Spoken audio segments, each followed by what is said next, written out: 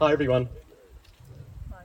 So, why have Alex and Gemma brought us here today is one of the things we hope to answer for everyone here. And why is it significant? So, I'm Lachlan and this is Cameron. And as Alex just pointed out, we're his favourite cousins. Sorry to anyone, just kidding. So, he's got many cousins, family, and this place for us is very significant. And we can't really tell that story without first acknowledging our grandfather and his connection to this land and everything you see around you here. So we're standing in a small valley of conifers, pine trees, at the foothills of the Ruahine Ranges with Ruapehu in the background.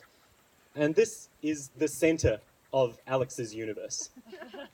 So centuries ago, if you look around, this would have been covered in a dense native forest with towering remus, pungas, and Alex's ancestors cleared this land for farming.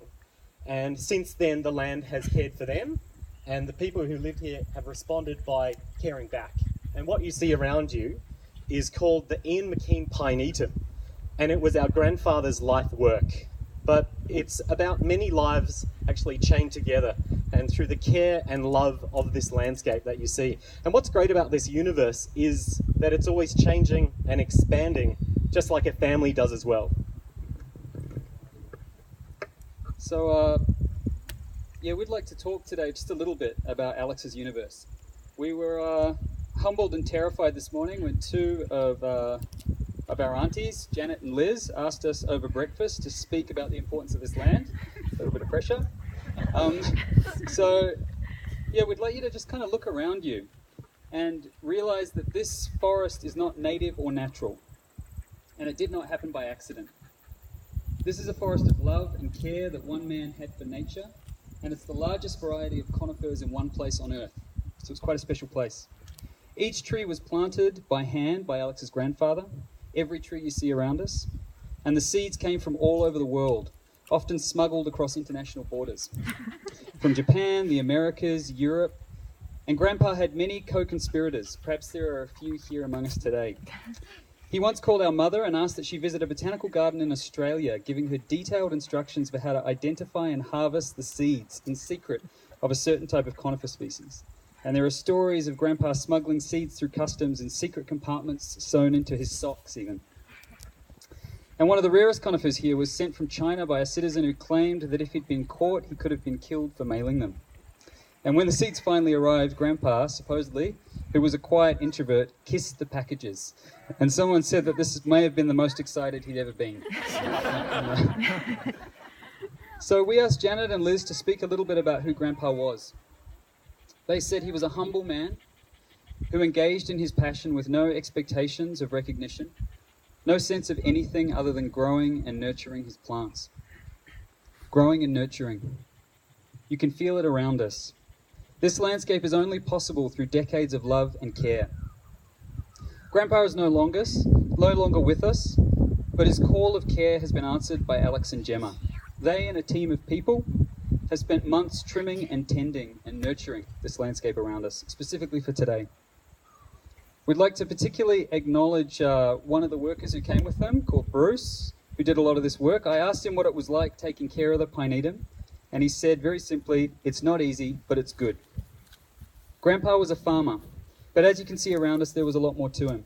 He was a musician, a poet, a scientist, a botanical outlaw, a deeply spiritual man connected to nature. And these are qualities we see mirrored in both Alex and Gemma, I think. He had a beautiful, gentle spirit, but the past tense isn't right today. He's still here, and I would like to think he is listening as we speak to him today. We believe Alex and Gemma brought us here to speak to those who came before us, to let them know we are still here and we love as they did.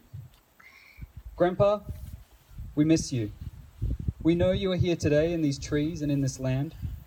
So we're going to stop and listen to the wind through the pine needles, hear the insects in the grass and branches, and feel the soil under our feet. And so we think it's important that Ian Rawadi McKean is not only acknowledged in a speech, but that he's allowed to speak. And I want you all to take a moment of silence now to give you a chance to listen to what he has to say, to give him space to bless Alex and Gemma's wedding.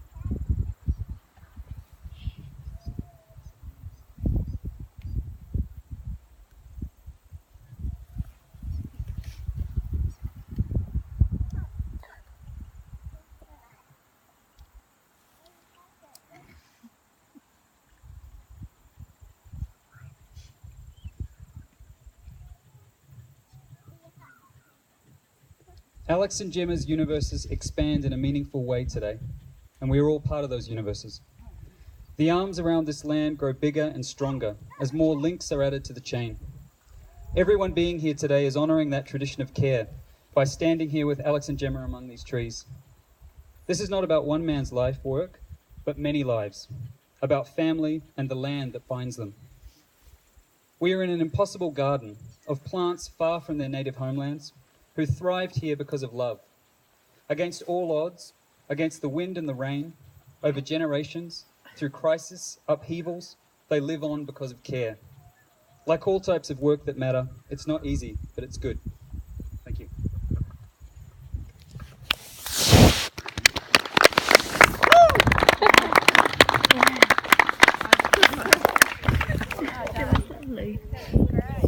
Bit intense at the end, though, right? That's Karen. Okay, can you do this?